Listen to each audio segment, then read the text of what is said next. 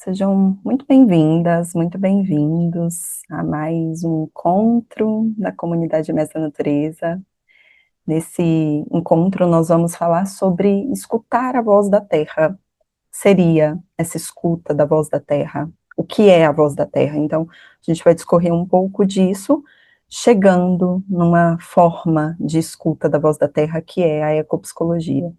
Então, vamos compreender ali os fundamentos, algumas práticas da ecopsicologia, como colocar isso no mundo, como levar para a nossa vida cotidiana, que diferença faz?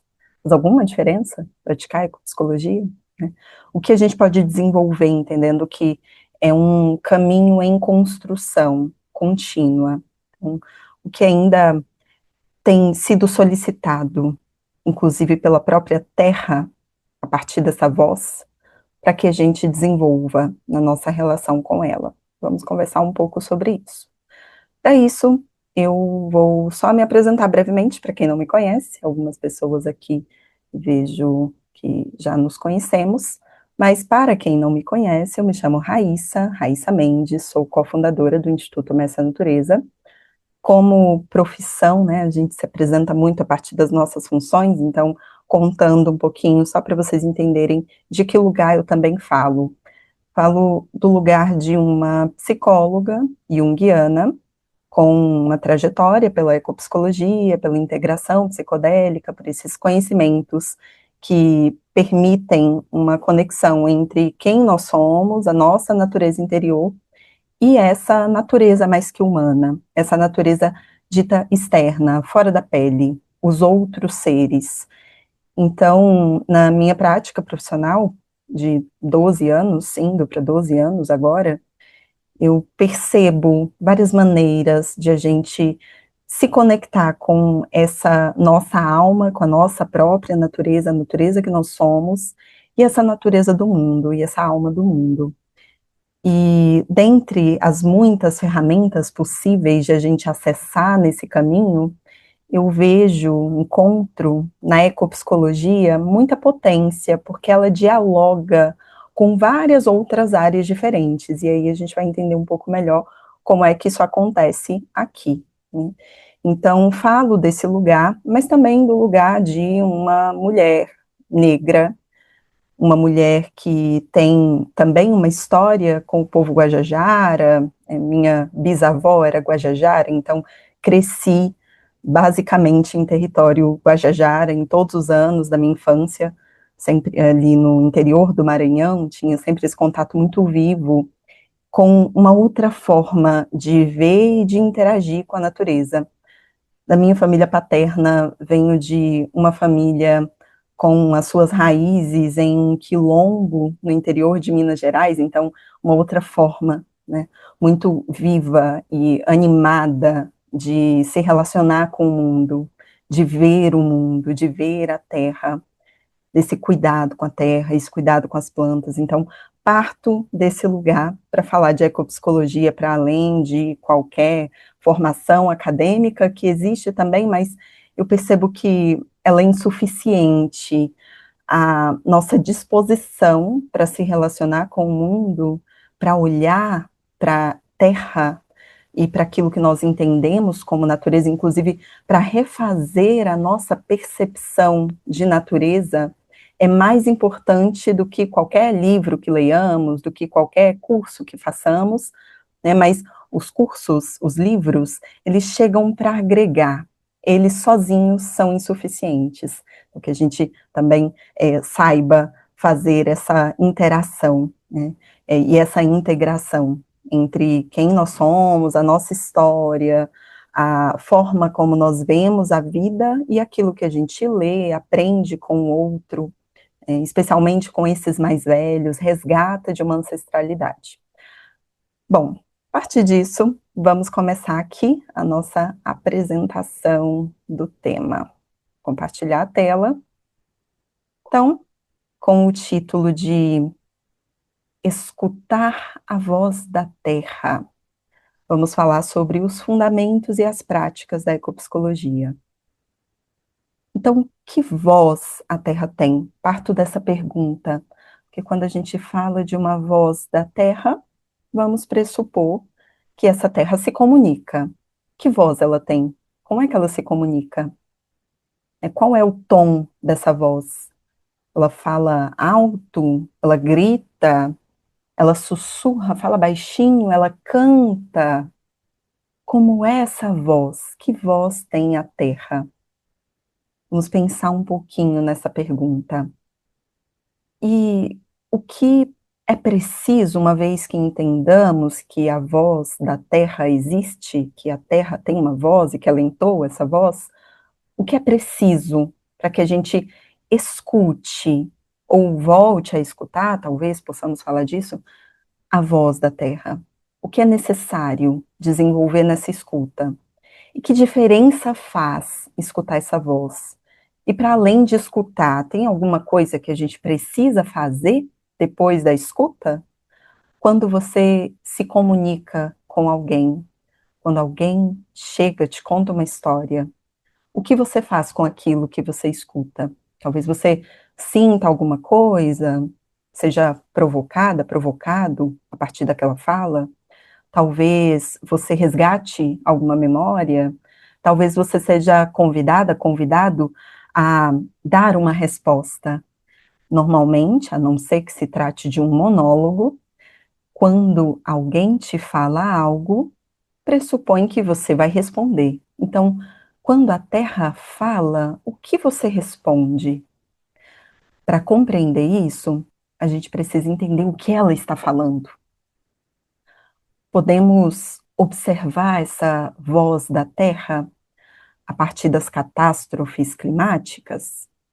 Talvez esse seja um grande grito dessa Terra, quando a Terra se modifica para se adaptar à presença humana nela, o que nós chamamos de antropoceno, essa grande pegada humana na Terra. Quando a Terra responde a isso, ela está se comunicando com esse humano que a habita, com o que esse humano faz da biosfera. Ela responde e ela grita. Esse grito pode ser tão ensurdecedor que algumas pessoas até ignoram propositalmente, porque é incômodo escutar essa voz, grito da terra.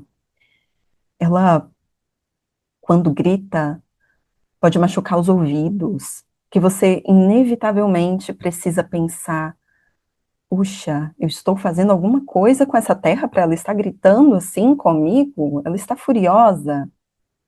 Então, uma catástrofe climática, todas as mudanças que nós temos vivido nos últimos anos, pelo menos nos últimos 50 anos, melhor percebidas, mais bem percebidas nos últimos 30 anos, essas mudanças são a voz da Terra, mas não somente.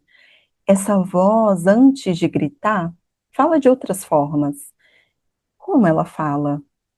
Ela pode falar a partir de nós, inclusive, humanos, entendendo que nós somos parte da Terra, o corpo humano é parte do corpo da Terra, a alma humana é uma centelha da alma da Terra, a nossa comunicação, a forma como a gente se coloca no mundo, também é uma parte da voz da Terra. Mas além disso, e além da nossa voz, da voz humana, e além dos gritos catastróficos da Terra, como mais ela se comunica? Não sei se você, enquanto uma pessoa adulta, consegue escutar, mas em algum momento da sua vida, muito provavelmente você interagia com essa terra de uma outra forma. Quando entrava em contato com uma planta, ou com uma formiga, ou com a própria terra, com o humus, com a minhoca, com a abelha, com a borboleta, muito provavelmente você interagia de uma forma mais viva, mais animada, percebendo a alma naquele fragmento de terra, naquela manifestação da terra. Então a terra se comunica a partir dos seus muitos seres vivos, animados, inanimados. A terra se comunica a partir dos seus micro-organismos, a partir dos seus organismos maiores, a partir de rochas, rios, do ar, dos seus elementos. São todas representações da alma, do corpo, da terra, que, por consequência, são representações desse grande corpo cósmico. A própria Terra, ela é formada a partir dos elementos de grandes estrelas que, em algum momento, explodiram, esses elementos se reuniram e formaram o que hoje nós conhecemos como Terra, da forma como ela é, com todos os seus componentes, com toda a sua organização, com todos os seres vivos que são permitidos a viverem nela. E todos esses seres vivos, sendo uma parte da voz da Terra, são também uma voz do mundo, uma voz do todo, uma voz do cosmos, uma voz do universo. Então, a voz da Terra também é uma parte da voz do universo, dessa grande anima mundi para além da Terra. Fiquemos com isso por enquanto. Como uma maneira de refinar essa escuta, de aprimorar e até de resgatar aquilo que talvez na infância fosse menos difícil de ver, de perceber, de sentir, surge a ecopsicologia. A ecopsicologia, ali em sua etimologia, vai unir três termos: oikos, que significa lar, psique, que significa alma, mente, psique, logos, que significa história, estudo, discurso. Então, a ecopsicologia seria, na etimologia, o estudo, ou o discurso, ou a história do lar da alma. O que é esse lar da alma? Qual é o lar da alma? E de que alma estamos falando? Talvez, inicialmente, pensemos na alma humana, na psique humana, na mente humana. Mas a ecopsicologia vai para além da psique humana.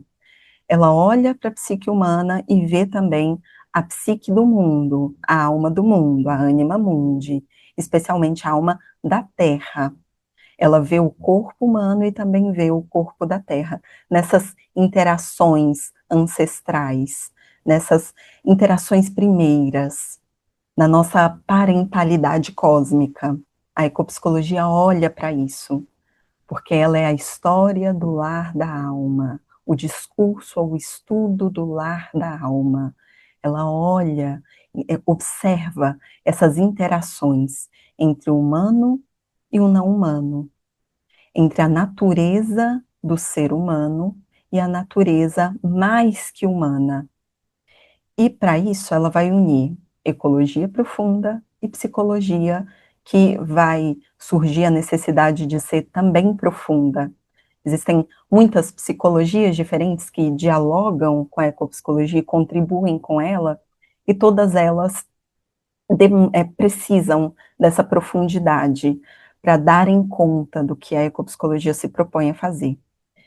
Ela vai ser uma abordagem inter e transdisciplinar. Então, vai unir ecologia, especialmente ecologia profunda, as psicologias, especialmente as psicologias profundas, e outros muitos conhecimentos, como a teologia, a filosofia, o feminismo, especialmente o ecofeminismo, muitos outros conhecimentos que vêm agregando nessa mesma linha do restaurar a conexão entre a alma humana e a alma do mundo. Ela vai estudar a relação, inicialmente, entre a saúde mental humana e a saúde da Terra, compreendendo que essas catástrofes climáticas e tudo o que acontece à Terra acontece porque existe uma desconexão entre o humano e essa Terra, mas ela vai para além, né? Ela não vai observar apenas os efeitos de uma catástrofe climática, de uma crise climática na saúde mental. Ela vai para além porque ela vai propor uma transformação dessa relação. Então, já que existe essa interação entre o humano e o mundo, e essa interação parece adoecida, tanto que vemos essas consequências e a Terra grita em resposta, é preciso criar um novo caminho, é preciso criar novas formas, novas metodologias, inclusive dentro da própria ciência. É preciso reencantar, é preciso reanimar, observar a ânima, observar a alma, ver a alma em tudo. É preciso que isso alcance a cultura, que isso alcance a política, a forma como as pessoas se organizam no mundo inteiro. Então, a ecopsicologia é um tanto ousada nesse sentido.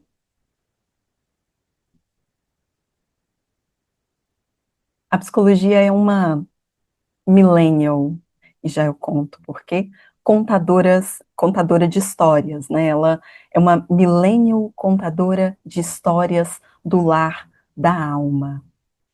E para contar essas histórias e provocar mudanças a partir dos seus contos, ela vai partir de 4 processos principais. Primeiro, refinamento, ela refina a escuta dessa voz da terra, a partir das suas práticas, das suas provocações, dos seus estudos. Depois, ela possibilita uma comunicação muito mais honesta entre essa natureza que nós somos, enquanto humanos, e essa natureza mais que humana, e mais que humana porque ela não é só não humana, ela está para além do humano. Ela não é superior necessariamente ao humano, mas ela é maior, tem uma natureza que é maior que o humano. Isso pode ser muito chocante para o humano, que sempre se coloca no centro, sempre se coloca como muito maior, muito superior a essa outra natureza, que subjuga essa natureza e a vê como lixo, como resíduo. Então, a ecopsicologia parte desse processo também, de possibilitar essa comunicação mais honesta entre a natureza que nós somos e a natureza mais que humana. Ela vai também aprimorar e fortalecer os nossos vínculos, tanto com a natureza de dentro, quanto com a natureza de fora, inclusive entre a natureza de dentro, humana, a nossa natureza psíquica e também a natureza do nosso corpo, toda essa totalidade de natureza que nós somos. E essa natureza fora da pele humana. E é claro que aqui estamos falando em referência ao humano, né? O ponto de referência é o humano. Não podemos falar como isso poderia acontecer para outros seres mais que humanos. Então, a ecopsicologia serve ao todo, serve à anima nature enquanto terra, serve à anima mundi, mas ela também serve muito ao próprio humano, para que ele tenha uma relação mais saudável com esse mundo. E a partir de tudo isso, com suas práticas, ela vai oferecer caminhos para o bem viver, né? Não apenas para um bem-estar, para um bem viver, para uma relação de envolvimento com o mundo. Ela propõe esse envolvimento, né, para além de um desenvolvimento. E ela vai oferecer possibilidades de a gente estabelecer alianças mais afetuosas, com toda essa comunidade planetária. E isso vai acontecer de diferentes formas que nós veremos daqui a pouco. Eu falo, então, que a ecopsicologia é uma millennial contadora de histórias. Millennial porque ela nasce justamente nesse momento, né? Ela tem, desde a sua certidão de nascimento, pelo menos a minha idade. O ano em que a ecopsicologia nasceu oficialmente, eu também nasci. E esse é o mesmo ano de coisas muito importantes, né, na Terra, no planeta. Foi o mesmo ano da cúpula da Terra, no Rio 92. Foi um evento onde se criou a Convenção Quadro das Nações Unidas sobre Mudança do Clima e, consequentemente, também a Conferência das Partes, que nós chamamos carinhosamente de COP, que acabamos de ter aqui no Brasil. A primeira COP foi em 1995, se não me engano, na Alemanha, mas o momento em que a COP é construída, é pensada, é organizada, é lá, em 1992. Então, a gente tinha esse cenário no nascimento da ecopsicologia. A ecopsicologia, na verdade, começa a se desenvolver muito antes, né? Sua gestação acontece antes, e lá na década de 80, ela começa os seus pródromos para finalmente nascer, né, esse grande útero desse conjunto de saberes, está ali gestando esse conjunto de saberes e práticas, começa a querer parir na década de 80, mas é lá em 92 que ela ganha um nome, que ela tem uma certidão de nascimento, que foi assinada na obra The Voice of the Earth, A Voz da Terra, do historiador Theodor Roszak. Esse livro incrível, né? Voz da Terra. Nós nomeamos essa aula de escutar a voz da Terra, inclusive bastante inspirados nessa obra, e acabamos de abrir as inscrições para um curso de mesmo nome, Voz da Terra, Iniciação à Ecopsicologia, com essa proposta de a gente adentrar e se iniciar na ecopsicologia e desenvolver novos caminhos, novas possibilidades. Mas lá no The Voice of the Earth, o Theodor Roszak organiza o que seria a ecopsicologia e dá esse nome. Ele fazia parte de um grupo de vários estudiosos que antes dele já estavam pensando, até pensando numa diferenciação entre o que na época também estava sendo configurado como psicologia ambiental, e já existia uma psicologia ecológica, né? Uma psicoecologia também era desenvolvida mais ou menos na mesma época.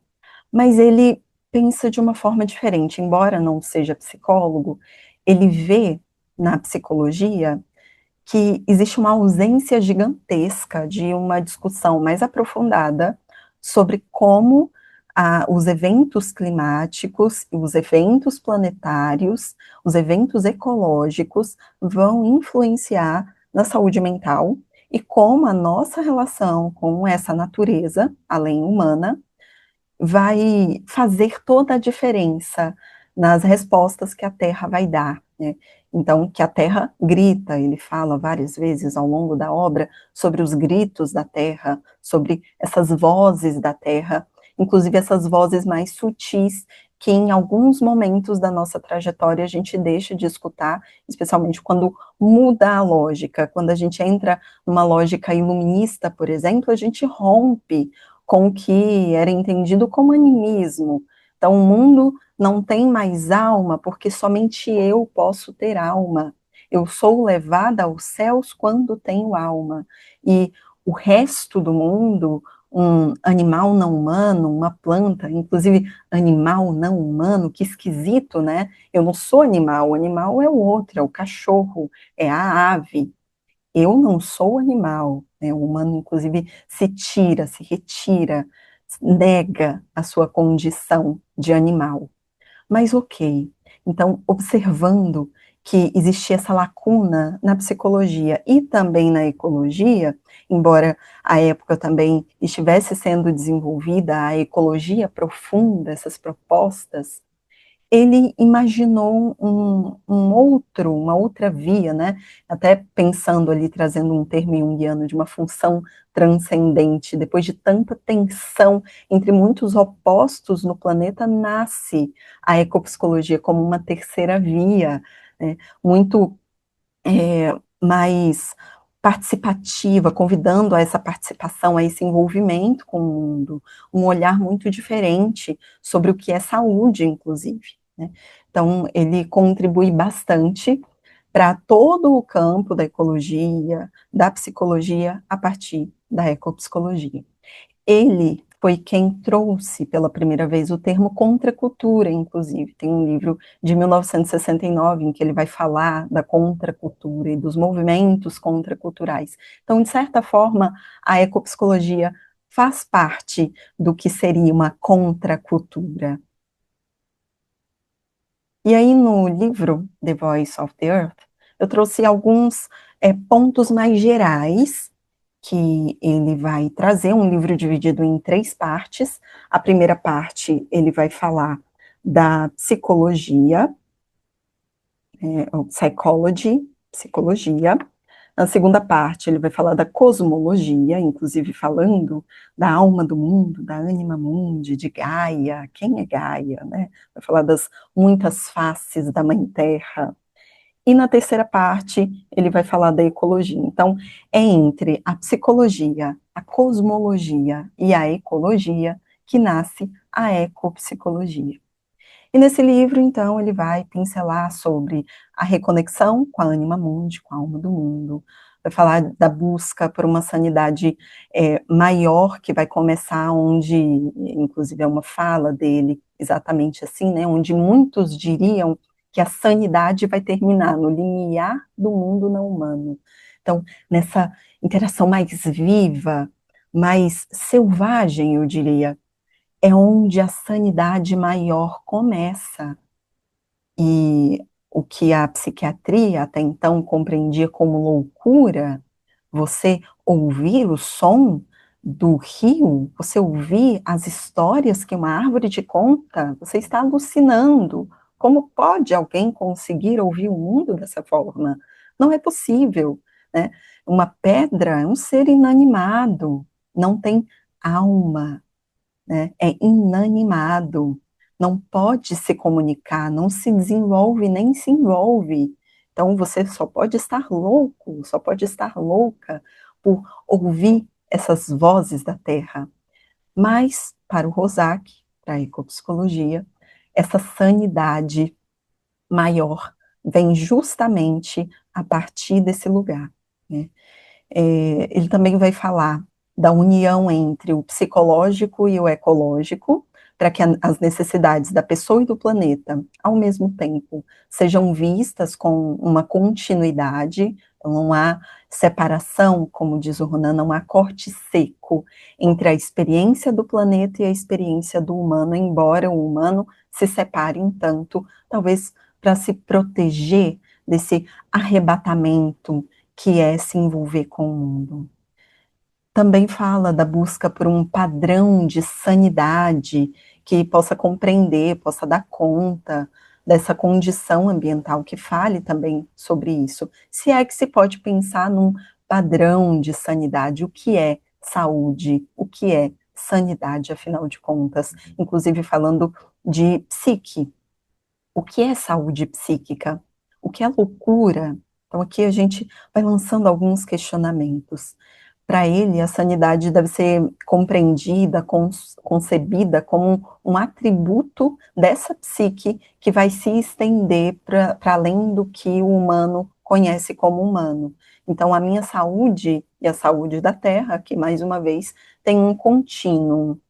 Eu sou saudável quando a terra também é, e vice-versa. Se a terra adoece, eu também adoeço. Se eu vivencio uma loucura, essa loucura é expressa na terra, entendendo essa loucura aqui num tom mais pejorativo, como ele trazia.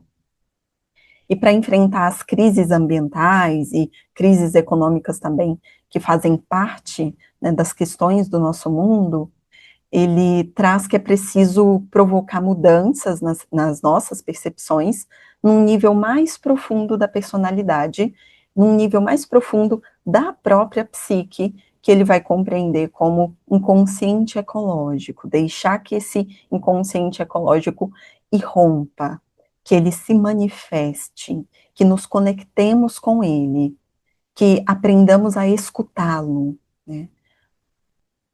E aí ele vai trazer que a ecopsicologia vai emergir como uma resposta a essa psicopatologia da nossa vida cotidiana, né, desses fenômenos que são muito atuais.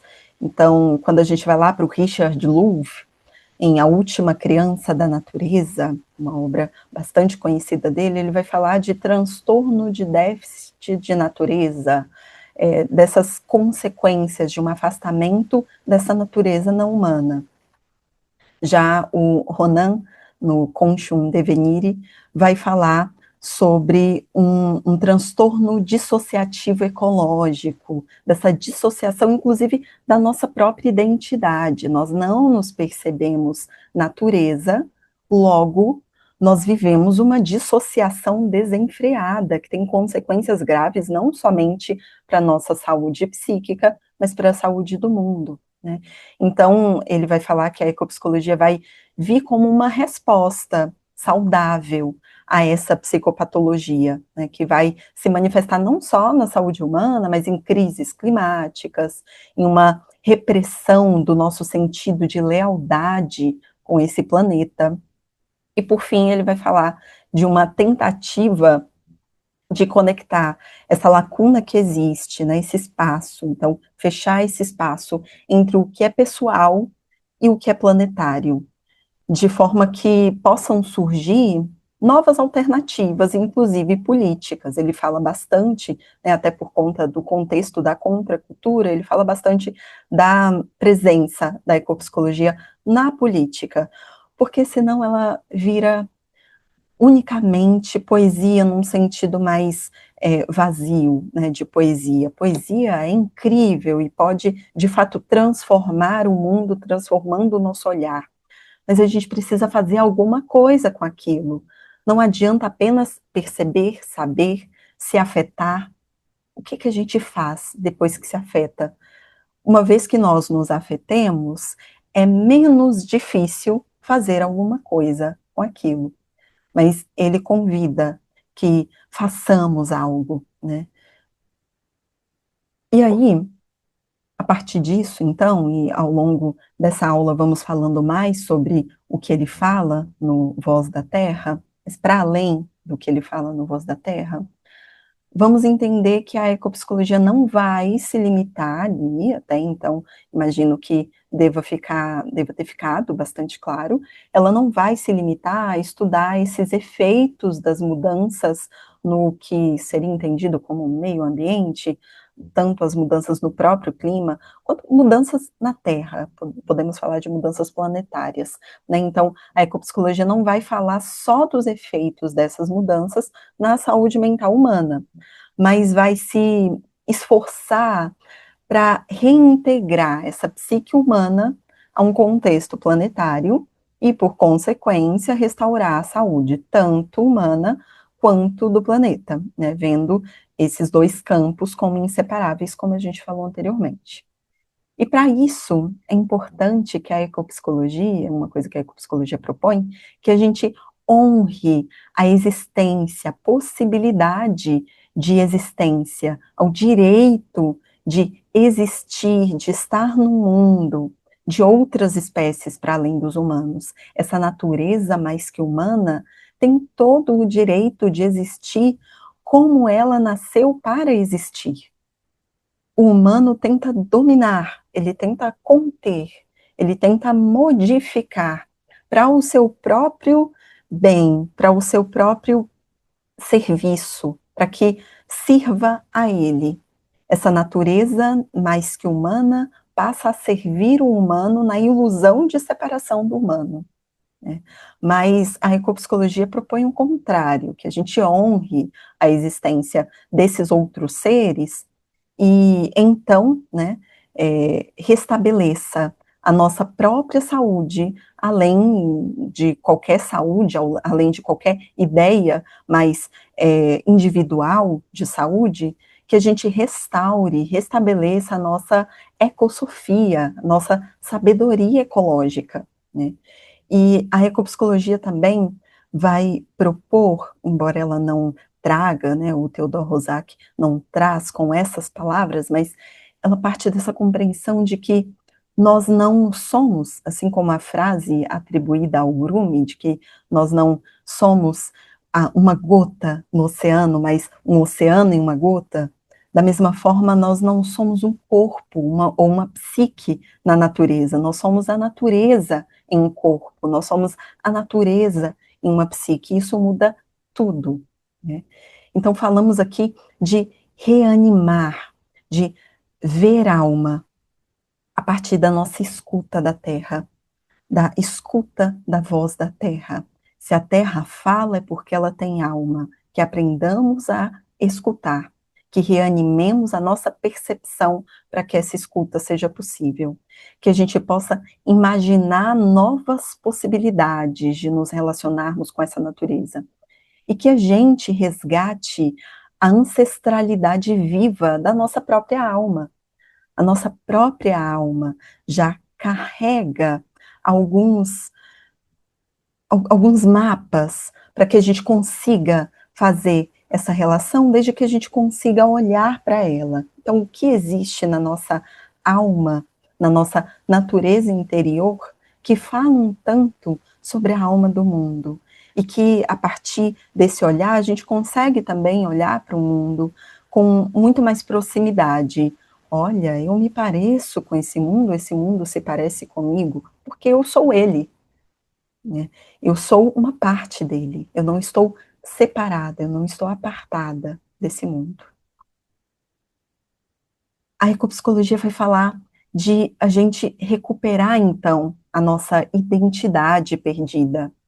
É, novamente, não somos um corpo na natureza, somos a natureza em um corpo.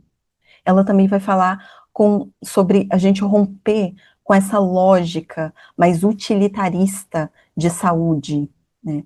Então, falamos de uma sabedoria ecológica, falamos de uma ecossofia, para além de uma saúde individual, sim, né, a ecopsicologia também se propõe a alcançar a saúde individual humana, mas não é só isso. Essa saúde individual humana, uma vez que ela é um foco, ela é limitada, né? Ela precisa estar em interação com a saúde do mundo. E aí, a ecopsicologia vai falar a partir de alguns princípios. Existem 8 princípios, 8 fundamentos principais, sobre os quais o Theodor Rosak também fala, ele fala no final desse livro, a respeito, né, desses princípios. São as propostas iniciais da ecopsicologia, mas existem outros princípios que vão ser desenvolvidos a partir de novos conhecimentos. Mas, primeiro, que o inconsciente ecológico é o centro da mente humana. O que o Theodor Rosak quer dizer com isso? O que seria um inconsciente ecológico?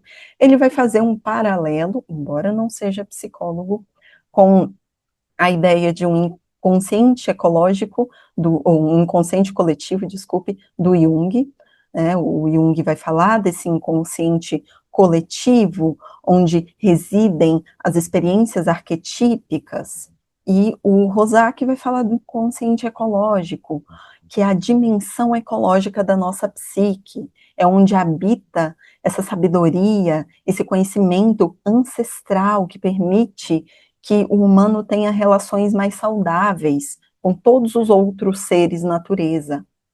Então, o inconsciente ecológico guardaria, segundo ele, essa memória ancestral da nossa parentalidade cósmica.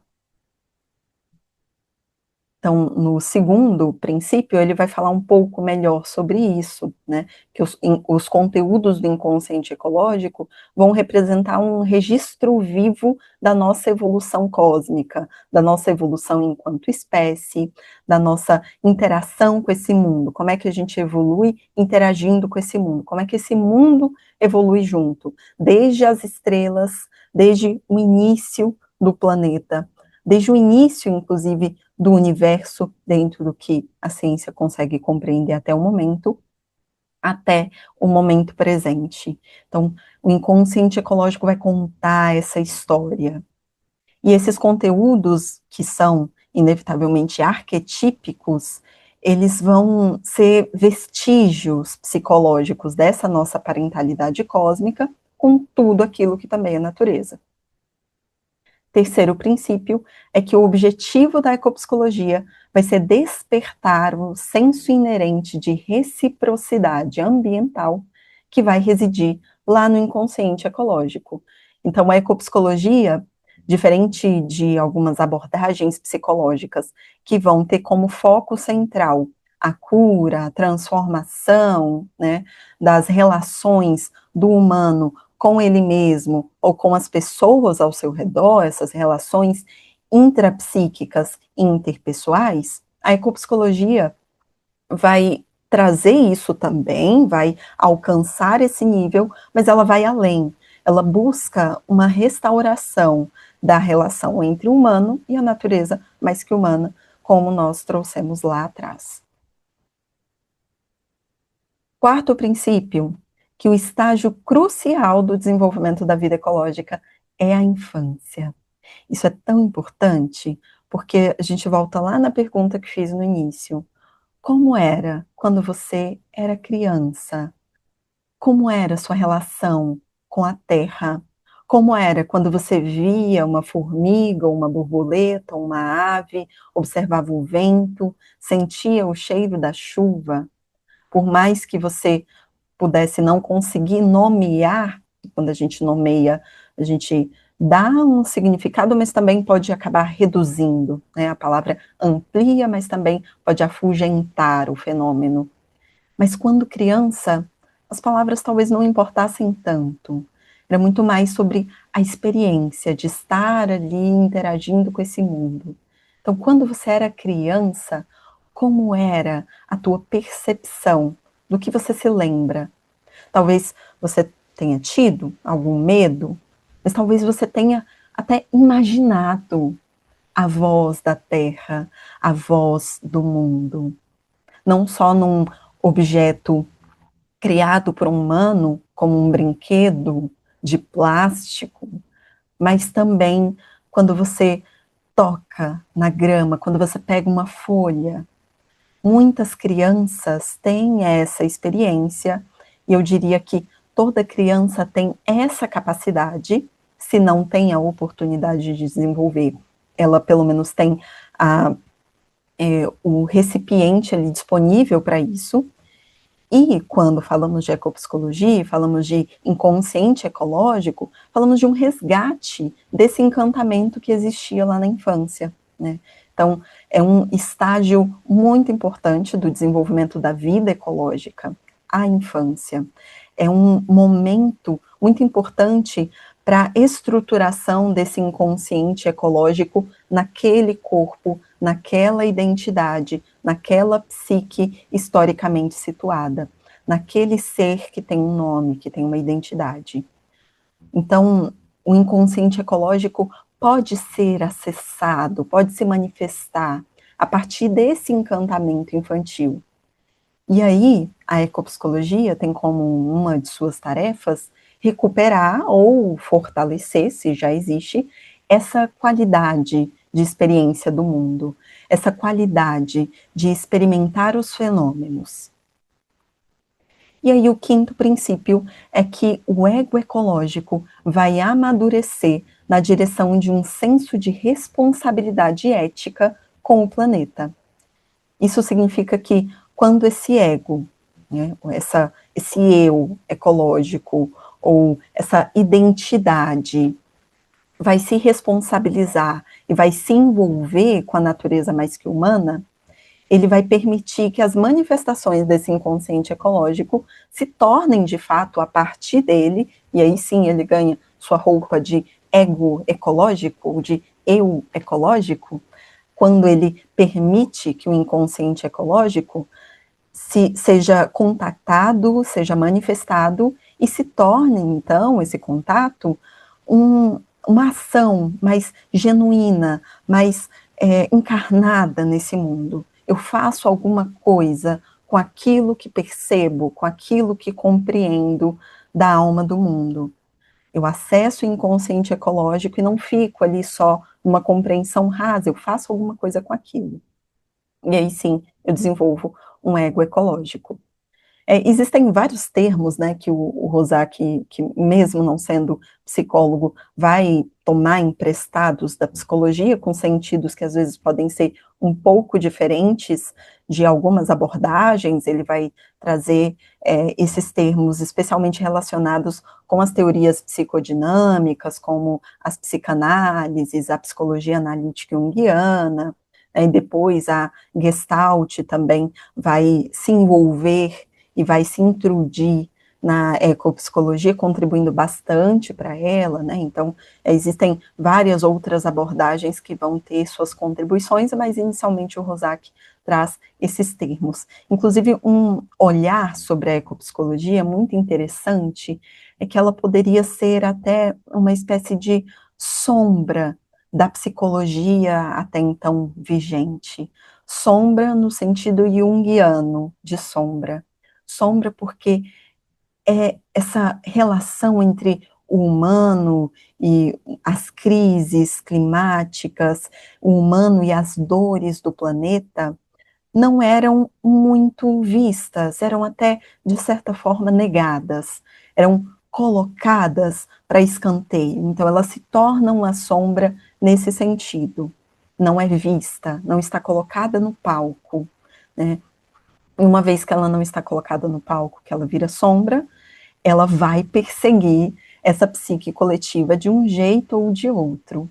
E aí a ecopsicologia finalmente se propõe a se relacionar com essa sombra, a integrar essa sombra. Então, peraí, isso existe, é amargo, é doloroso, mas precisamos colocar um espelho no humano para que ele veja para além da sua própria imagem, o que ele vê quando se olha no espelho, o que ele vê quando coloca a própria alma no espelho, o que ele vê quando finalmente olha para o mundo, o que ele vê, o que ele percebe, o que ele compreende quando escuta a voz da terra. Então, a ecopsicologia permite uma integração dessa sombra, para que essa sombra, então, se torne uma força, né? Que é justamente a proposta da psicologia analítica, desse trabalho com a sombra. Que a sombra seja suficientemente compreendida, integrada e se transforme em uma força. E aí vamos para o sexto princípio. A ecopsicologia também vai tocar em outra sombra coletiva, em algo que acontece, né, com diferentes culturas. Ele fala que a ecopsicologia precisa reavaliar traços patriarcais que vão permear várias estruturas de poder, inclusive do poder político, e que vão nos levar a querer dominar essa natureza mais que humana, como se ela fosse desumana. Então, existe uma natureza, existe o humano. O que não é humano é desumano. Falta humanidade nessa natureza. Mas o humano, inclusive, tem a mesma raiz etimológica de humus. O humano é terra. O humano é natureza. Então, a ecopsicologia vai fazer essas provocações. Essa visão olha também para a natureza como se ela fosse anormal. Não é normal. Aquilo que é de uma natureza não é normal, embora a gente utilize também no nosso vocabulário o termo natural para algo que é essencial, que é muito normal.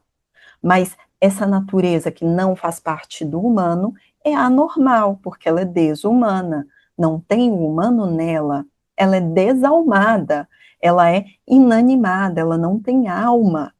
Ela pode até ter um tipo de vida, mas não é a mesma qualidade da vida humana. E esses traços patriarcais que vão querer dominar essa natureza desumana, normal, que não tem direito nenhum, que não tem vontade própria, que não se expressa, né, vão ser reavaliados, vão ser discutidos pela ecopsicologia. E para isso, ela vai se apoiar em ideias do ecofeminismo, da ecoespiritualidade feminina, para então despotencializar esse viés dominatório, esse viés de dominação. Isso me faz lembrar da proposta de um complexo de dominos, que o Ronan também traz lá no livro Contium Devenire, né, que ele fala desse complexo que é histórico, que é construído historicamente, coletivamente, de dominação, de colocar no domo. E uma vez que eu domino, eu posso destruir aquilo, ou eu posso fazer com que aquilo me sirva de alguma forma. Aquilo é inferior a mim e por esse motivo eu consigo dominar, né? Eu sou o senhor, eu humano. Aquilo é o meu servo, aquilo natureza, e aquilo natureza não humana. né, que aqui nós compreendemos como natureza humana, natureza não humana, mas para esse outro humano, que pensa a partir de um complexo de dôminos, ele apenas entende que ele não é natureza, aquilo que é natureza é dominável, não tem direitos, não tem alma, não tem vontade própria, né? E aí vamos para o sétimo princípio da ecopsicologia, que qualquer contribuição para formas sociais de pequena escala, de empoderamento pessoal, não no sentido individual necessariamente, né? Pessoal de pessoa, vai nutrir o ego ecológico, vai permitir que esse ego ecológico exista na sua condição ecológica, né? Vai permitir que essa ecossofia exista, essa sabedoria ecológica no humano, nessa identidade, nesse eu, né? Então, esforços por dominação em grande escala, supressão de alguns valores humanos vão enfraquecer esse ego ecológico, impedindo que ele tenha essas características. E a ecopsicologia, então, vai questionar a saúde, a sanidade de uma cultura industrial na valorização do desenvolvimento acelerado. E aí isso me faz pensar, né, na ideia de envolvimento no lugar de desenvolvimento que o Nego Bispo propõe, né?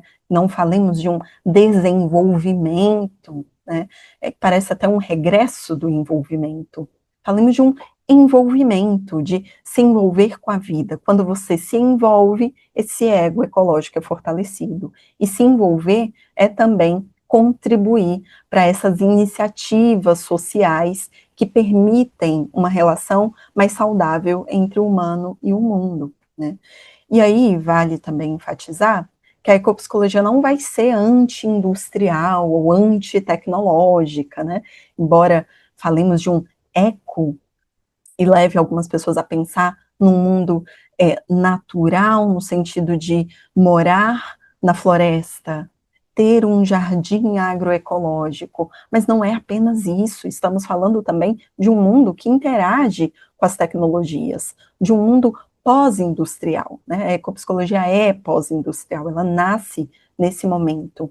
Então, ela é uma resposta a esse mundo pós-industrial e agora ela tem se tornado uma resposta cada vez mais necessária a esse mundo tecnológico, esse mundo em que as relações são mediadas pela tecnologia. Você vai fazer uma trilha, você leva o seu celular, né? Você vai lá tirar foto de uma planta e não que isso seja uma questão, mas nós desaprendemos a estar numa floresta, num bosque, num parque inteiramente sem os nossos celulares, sem os nossos, agora, óculos com inteligência artificial, até a nossa percepção, né, para além do celular, que já faz bastante essa mediação, mas estamos desenvolvendo óculos para ver o mundo com mais precisão, talvez, para algumas pessoas sim, para outras não, né?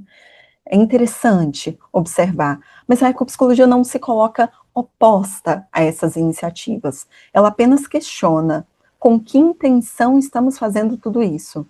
Este computador que estou utilizando neste exato momento, ele serve a muitas coisas, inclusive para permitir que eu me comunique com você, que você se comunique comigo de qualquer lugar do planeta.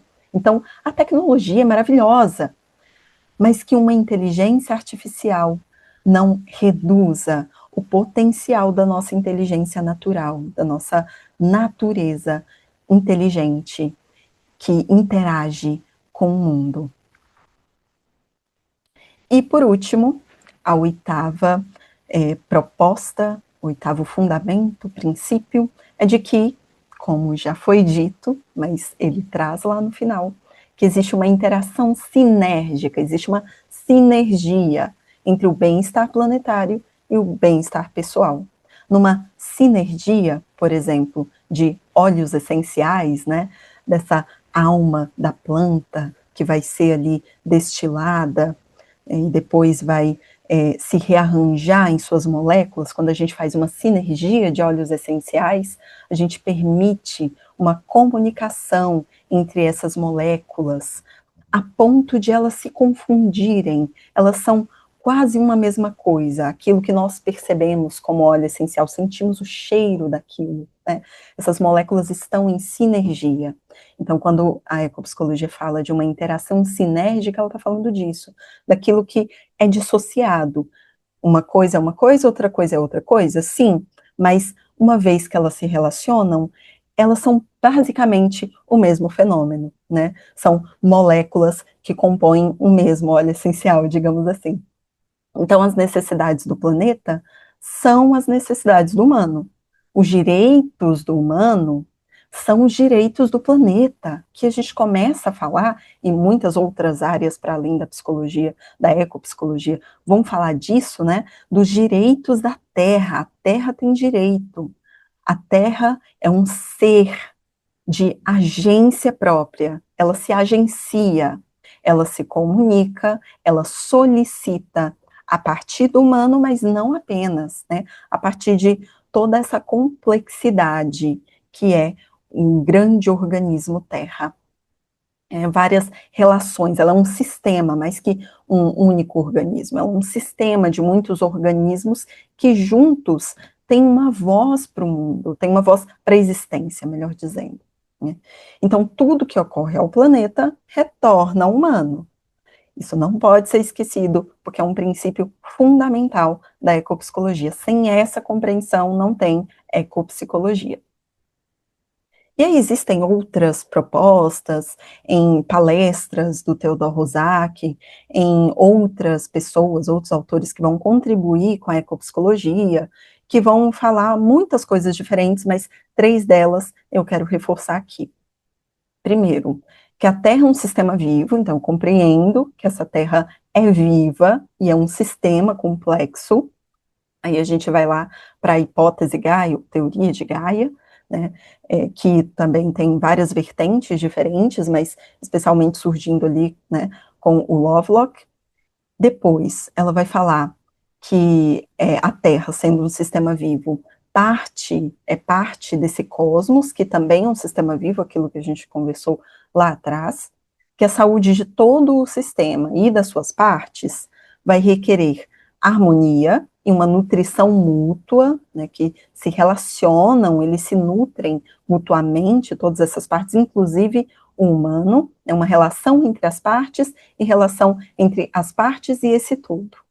E também vai falar que o desenvolvimento da saúde humana, incluindo essa dimensão física, dimensão psicológica, se é que são separáveis assim, deve incluir a interdependência, a interconexão dos seres humanos e os seres não humanos no mundo. Então, quando a gente fala de desenvolvimento, ou melhor, de envolvimento dessa saúde, né, ela precisa incluir todas as dimensões do ser e olhar para essa interdependência, essa interconexão entre todos os seres. E por fim, né, tem uma fala do Rosak nesse livro, The Voice of the Earth, que ele fala que o grito da Terra pelo resgate contra o peso esmagador do sistema industrial vai ser um apelo para restaurar a liberdade privada e pública, permitindo que as pessoas se tornem o ser completo que nasceram para ser. Quando li isso pela primeira vez, fiquei me perguntando o que é esse ser completo que essas pessoas nasceram para ser. É justamente esse ser que não é apenas uma mente consciente que pensa, que calcula, que organiza, que ordena. Ele também existe para além da identidade. Essa identidade, inclusive, pode se refinar num ego ecológico, mas existe um consciente ecológico, algo muito mais profundo, que revela sobre a nossa relação ancestral com essa terra e com todo o cosmos. E para além disso, para além do humano e da vida intrapsíquica, existe a vida da psique da terra, da alma da terra, do corpo da terra, que interage com essa vida intrapsíquica. E ser completo, nos tornarmos um ser completo, é assumir a natureza que nós somos, inclusive compreendendo, nós somos natureza, eu sou natureza, mas o que significa eu ser natureza? Qual é a minha natureza? Enquanto identidade, essa identidade, enquanto um ser humano, de forma generalizada. Qual é a natureza do humano, né? O que é um humano natureza? O que é um humano ser natureza? E, sendo natureza, eu também sou parte desse mundo, dessa grande natureza. E aí, a partir desses olhares, desses princípios, dessas compreensões, a ecopsicologia vai se desenvolver ao longo dos anos, né, de 92 para cá, muitas outras propostas surgiram, muitas outras iniciativas surgiram, e hoje a gente tem uma série de ferramentas, práticas diferentes, que são chamadas de práticas da ecopsicologia. Não foram propostas iniciais do Rorschach, mas surgem a partir das suas provocações, que permitem uma ampliação do que seria compreendido como bem-estar e alcança o bem-viver, permite uma prática desse bem-viver, desse summa calçai, como se fala no Quechua, desse tecuaporã, como se fala em Tupi, né? Esse bem-viver. O que é o bem-viver, né? Se não uma relação mais viva com o mundo, contínua, não é apenas uma prática de bem-estar. Então, a ecopsicologia não está falando sobre eu ir ali a um jardim, eu ir a um parque, fazer uma breve caminhada e depois voltar para a loucura da minha vida cotidiana, presa num apartamento fechado, com grades, com tela, em que eu não vejo sequer o céu, em que eu estou ali me refrescando com um ar-condicionado, bebendo refrigerante todos os dias. Não estamos falando disso. A ecopsicologia se propõe a ir além. É sobre um bem viver, é sobre, ok, pode ser que eu more na cidade, pode ser que eu tenha poucas gotas de verde na minha cidade, pode ser que eu more na cidade mais poluída do país, pode ser que eu sequer consiga respirar um ar de qualidade, pode ser que eu sinta as minhas fossas nasais sendo ressecadas por esse ar. Pode ser que eu não veja um rio, pode ser que os rios da minha cidade, como é o caso de São Paulo, tenham sido soterrados, tenham ido para debaixo e fiquem embaixo de um monte de concreto. Esse concreto, inclusive, que está sendo depósito de lixo continuamente. Pode ser que eu viva nesse lugar. Ainda assim, quando eu me percebo natureza e vejo que sempre é possível estabelecer uma relação de qualidade, profunda, saudável com a natureza que eu sou e essa natureza mais que humana, eu consigo ver natureza em tudo. Eu olho para esse céu, tá nublado, tem uma nuvem ali de poluição, mas o céu está ali. Esse ar está poluído, mas eu sinto esse mesmo ar que todo o planeta sente. O planeta respira o mesmo ar, embora ele possa ter qualidades diferentes em alguns campos desse planeta. Embora em alguns lugares esse ar esteja mais frio, embora em outros lugares esteja chovendo, ainda assim estamos falando de ar, estamos falando de um mesmo elemento. E esse mesmo elemento conecta toda a vida no planeta, toda a vida que respira, respira o ar. Essa vida planetária está conectada também pelo ar. Mas não somente por isso. Ainda que você esteja confinado num apartamento, em um bloco fechado, em algum momento talvez você consiga olhar pelo menos um fragmento do céu. E aquilo já pode te salvar. Mas ok, ainda assim, interessante que você busque ainda mais natureza, mais que humana. Então, a ecopsicologia fala desse bem viver em interação não só com o que é possível no teu cotidiano e com a natureza que você é, mas com essa natureza mais que humana, que se busque esses espaços, que se conheça esses espaços, que se interaja, se envolva. E aí ela vai fazer tudo isso a partir da ecopsicoterapia, ou eu diria até das ecopsicoterapias, ou a gente pode reunir um conjunto das ecoterapias, eco com ECO, né, porque existe a eco com cavalos, existe também ecoterapia com cavalos, com esse olhar da ecopsicologia, né, inclusive, mas aqui estamos falando de ecoterapias, nessa proposta ecopsicológica. E aí vai envolver uma ecopsicoterapia, que pode acontecer individualmente, em grupos, em um consultório fechado, em um consultório aberto. As portas do consultório são um mundo, né? Pode ser uma praia, pode ser uma cachoeira, pode ser um parque, né? Já imaginou você fazer psicoterapia em um parque, com alguma privacidade, mas com essa atmosfera das árvores ali presentes, com o som do vento balançando as folhas? Isso é possível na ecopsicologia, na ecopsicoterapia. Uma ecoarte-terapia seria essa arte-terapia que entra numa ecopsicoterapia, numa ecoterapia, né? Então, com esse olhar, com essa proposta de aproximação. Uma terapia ecodélica, de você utilizar as experiências com ecodélicos, que seriam esses psicodélicos que despertam para uma sabedoria ecológica, né? Então, ecodélicos são essas substâncias, esses ecodélicos, esses enteógenos, como é o caso da ayahuasca, da jurema, dos cogumelos, que têm o potencial, dependendo da relação daquele humano com a medicina, despertar esse olhar. E aí podemos desenvolver uma terapia ecodélica, né, com uma integração dessas experiências, com um processo de preparação, ou dependendo da substância e do país onde se está, até mesmo de uso da própria experiência com essas substâncias. Também os banhos de floresta podem ser desenvolvidos como uma prática da ecopsicologia, embora não surja na ecopsicologia, ela se utiliza, né, da ideia dos banhos de floresta, desenvolvendo os sentidos na interação com o bosque, com uma floresta, com um parque.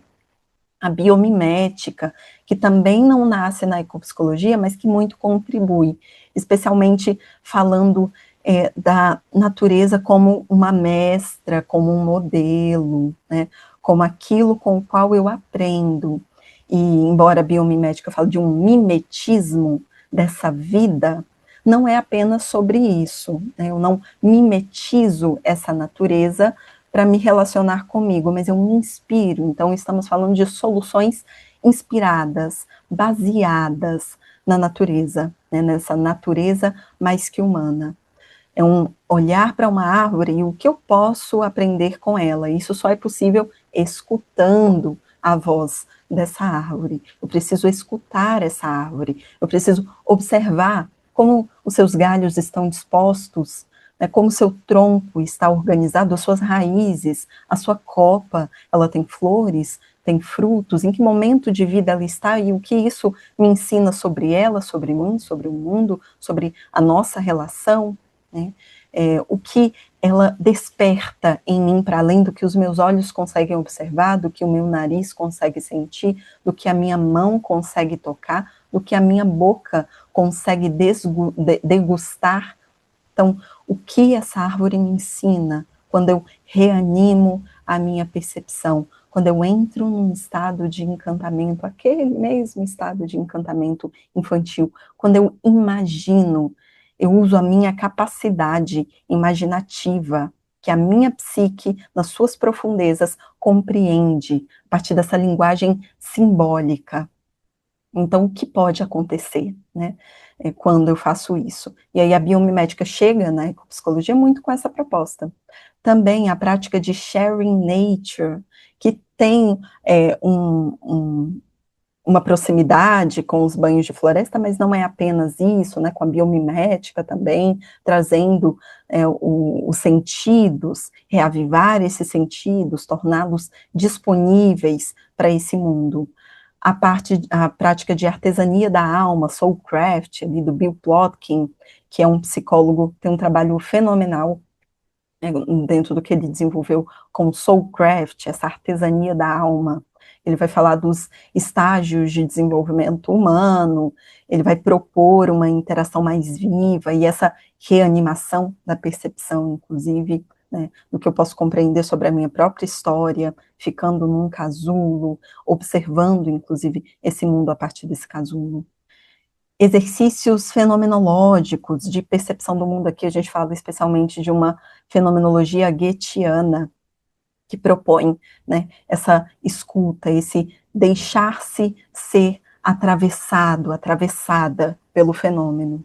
Uma escrita com a proposta regenerativa, não apenas uma escrita terapêutica, mas de repente como consequência dessas outras práticas, que a escrita também possa fazer parte. A escrita dialoga muito bem com todas as práticas da ecopsicologia. A prática de meditação, e aí existem meditações direcionadas para isso, prática de grounding, né, esse aterramento, colocar os pés na terra intencionalmente para escutar, para sentir essa terra pulsando. O trabalho que reconecta o TQR também não é ecopsicológico por origem, mas chega agregando. A permacultura também agrega bastante, e, de modo geral, esses trabalhos regenerativos com a terra, o plantar, a agrofloresta, o que eu posso aprender sobre mim, sobre a terra, sobre o mundo, sobre o cosmos, plantando a agrofloresta. Então, essas práticas todas, e existem muitas outras propostas que têm surgido com cada vez mais frequência, né, vem somando nessa ideia de regenerar a nossa relação com a terra, de ampliar a escuta, de reanimar a percepção. Nesse sentido, então, falemos de algumas ideias para adiar o fim do encantamento. Entendo a ecopsicologia como uma boa ideia para adiar o fim do nosso encantamento. Se a gente não conseguir, pelo menos, adiar o fim do mundo, que pelo menos não percamos a nossa capacidade de se encantar com esse mundo, de se maravilhar, de se deixar ser atravessado, atravessada. É essa a ideia. Mas o que é encantamento, afinal de contas? Eu vou pedir para você que me escuta, para pegar o seu caderninho, o seu bloco de notas, para a gente fazer um exercício. Mas fiquemos com essa pergunta inicial. O que é encantamento? O que é o fim do encantamento? Como a ecopsicologia se propõe a ser uma ideia para adiar o fim do encantamento a partir de suas práticas e propostas? Pegue o seu caderninho, deixe ele por perto, e vamos pensar sobre isso inicialmente, né? Vejo a ecopsicologia como uma espécie de pedagogia do encantamento, mas não é apenas isso, ela não apenas ensina, né? Ela se propõe a realmente praticar aquilo, né? Você aprende e você faz alguma coisa com aquilo para não perder o encantamento. Mas o que é, então, encantamento? O que é se encantar? Se deixar estar ou ser encantada, encantado. Como é que o encantamento acontece com a gente? Como é que ele se processa? Qual a diferença entre você se deixar ser encantada e você perseguir, buscar intencionalmente o encantamento? Qual a diferença entre você ir com essa intenção e você estar receptiva para ser encantada, para ser encantado? Quando foi que você se encantou pela última vez? Por alguns minutinhos, talvez um pouco menos, eu vou te convidar a pensar naquilo que te provoca esse encantamento, especialmente na última coisa que te encantou. Se você não se lembrar da última, mas da mais forte, a memória de encantamento mais forte que você tenha por aí. Se lembra dessa situação. Se você precisar, pode fechar os olhos, mas relaxa um pouco o corpo para você se recordar dessa situação, dessa ocasião, esse momento de encantamento. Como é que essa situação, esse momento aconteceu, né? Vai pensando, vai tentando recuperar. Quando aconteceu e você foi encantada, encantado, você buscou intencionalmente, você percorreu o encantamento, no sentido de perseguir, ou esse encantamento te pegou de supetão, de surpresa, você foi surpreendida, surpreendido? Depois que você se encantou, alguma coisa mudou na sua vida, dentro, fora, na relação consigo, com o outro, com o mundo, com a vida, com o existir? Alguma coisa mudou? Fez diferença? Você ser encantada, ser tomada? Eu vou te convidar, então, a pensar mais um pouquinho sobre essa situação, sobre essa ocasião. E uma vez que você pensar, se recordar, ainda que você não se lembre de tudo, de todas as sensações, mas tenta recuperar essas sensações, tenta recuperar como era. Pode inclusive ir lá para sua infância, se você não se recordar de alguma, né, nesse momento atual de vida. Pode voltar lá para sua infância, no momento de encantamento, como foi, né? E depois, com essas sensações ali disponíveis, eu vou te pedir para escrever. Se você estiver com um bloquinho de notas, um caderno, pode ser o celular também, não tem problema, desde que você não seja pega, né, pelas notificações de um celular, se preferir, melhor ainda um caderno. Escreva essa experiência, derrame sobre o papel, deixe que as palavras saiam aí pela caneta, pelo lápis, pelos dedos, se você estiver digitando. Deixe que as palavras existam, se manifestem, se organizem do jeito que for, não pensa muito, só escreve. Permita que as palavras surjam, que as palavras, inclusive, não sejam apenas uma descrição dessa memória, mas que sejam uma continuação daquilo que você sentiu, daquilo que você se recorda. Deixe que o fenômeno continue existindo a partir da palavra, para que a palavra não aprisione, para que a palavra, nesse caso, liberte, amplie os sentidos. Deixe que a palavra exista, escreva por um tempo.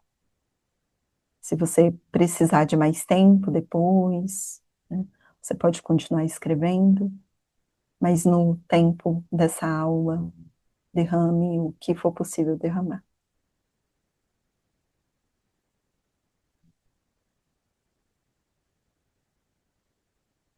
E com essas sensações da lembrança de encantamento, vivas, né, existindo, te atravessando, se manifestando, te permeando, existindo na sua pele, em todo o seu corpo. Eu vou te convidar para além dessa lembrança de encantamento que você tenha, a neste momento presente. Então, se você ainda estiver escrevendo, te peço para parar onde você conseguiu escrever, depois você continua. Mas nesse momento, imagino que você tenha pelo menos se lembrado de alguma situação ou tentado se lembrar. Se não conseguiu se recordar, ficou com algum desconforto, fiquemos com desconforto também. Mas se houve essa recuperação da memória, fique com a memória e com as sensações. E permeada por essas sensações, eu vou te pedir para que você respire fundo inicialmente. Puxe o ar, deixe os ombros mais relaxados, deixe o seu corpo mais flexível, mais permeável, intencionalmente, trazendo essa permeabilidade, essa porosidade. E vou te pedir para que onde quer que você esteja, não interessa se é um quarto, uma sala, fora de casa, um carro, onde quer que você esteja, que você deixe que alguma coisa ao seu redor te chame. Qualquer coisa, Não precisa ser necessariamente algum elemento da natureza mais que humana. Mas se houver, bom, se não, tá tudo certo. Então, ao seu redor, deixe que alguma coisa te chame, alguma coisa te convide. Observe sem julgar muito. Existe uma linha muito tênue entre você buscar intencionalmente um, algo que te encante e você ser pega por esse encantamento, ser pego, ser atravessado despretensiosamente por esse encantamento. Mas entre a busca e o ser pego de surpresa, existe uma intenção de abertura. Então você pode colocar o seu ser, o seu corpo, a sua atenção, a sua psique, todo o seu componente emocional disponível para ouvir a voz do mundo, para ouvir os fenômenos. Então é uma linha muito tênue. Tente intencionalmente chegar nesse lugar em que você não está ali, né, vorazmente buscando uma fonte de encantamento, mas também não está disperso, sem atenção, sem percepção aberta. Então abra a sua percepção intencionalmente e observe tudo ao seu redor, desde que alguma coisa te chame, te capte, te convide, te toque. E quando alguma coisa finalmente te tocar, repouse os seus olhos naquela coisa, naquele fenômeno, naquele objeto, naquele ser, sem julgar muito, sem interpretar, sem sequer dar nome. Fique ali por alguns instantes, sem explicar muito, né? Pare naquilo que te chama de alguma forma. Talvez seja difícil inicialmente, mas tente por um instante. E depois disso, te convido a observar o que você sente em interação com aquele fenômeno. E, se possível, escreva em seguida o que você sente. Como é essa experiência de se relacionar, de se deixar ser chamada, de perceber, de ampliar a percepção. E depois daqui, dessa aula, também te convido a fazer isso no seu dia a dia, em um minutinho do dia. Você acordou, se deixe ser permeada pelo dia. Você foi trabalhar, se deixe ser permeada por aquilo que está acontecendo ao seu redor. E talvez, dentro de uma dinâmica caótica, isso seja muito difícil, mas tente observar alguma coisa que te convide ao encantamento, né?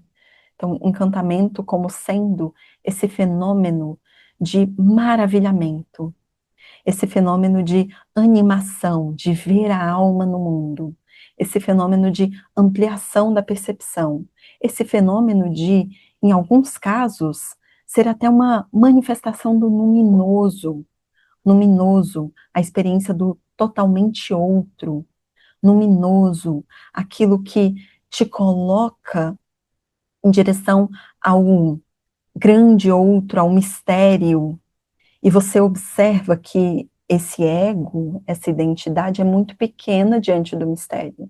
Ela interage com essa natureza maior, com essa natureza cósmica, mas que ela é apenas uma centelha, ela é apenas um pedacinho, que sim, existe, né, uma natureza em um corpo, né, e não apenas um corpo numa natureza, mas que o humano é apenas uma parte da teia da vida, que ele pode se relacionar com essa teia intencionalmente, de forma animada, e ser atravessada por esse luminoso, né?